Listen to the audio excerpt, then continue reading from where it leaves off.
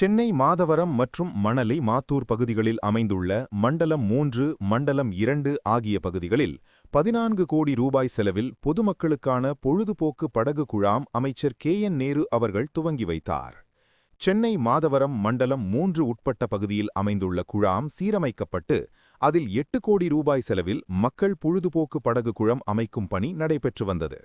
அதேபோல் அதற்கு எதிர்ப்புறம் உள்ள மணலி மண்டலம் 2ற்கு உட்பட்ட பகுதியில் அமைந்துள்ள குளத்திலும் 6 கோடி ரூபாய் செலவில் பொதுமக்கள் பொழுதுபோக்கு படகு குளமானது அமைக்கப்பட்டு பணி நடைபெற்று வந்த நிலையில் தற்சமயம் அப்பணிகள் முடிவடைந்து இன்று பொதுமக்கள் பயன்பாட்டிற்காக அமைச்சர் KN நேரு அவர்கள் குளங்களை திறந்து வைத்து படகில் சவாரி செய்து பொதுமக்கள் பயன்பாட்டிற்கு கொண்டு வந்தார்.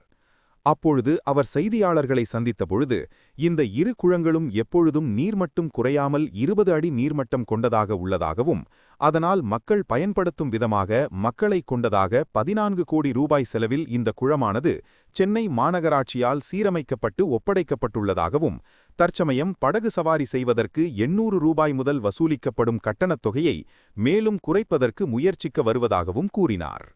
வடசென்னை மேம்பாட்டு பணிகளுக்காக முதல்வர் 1000 கோடி ரூபாய் ஒதுக்கியுள்ளார்.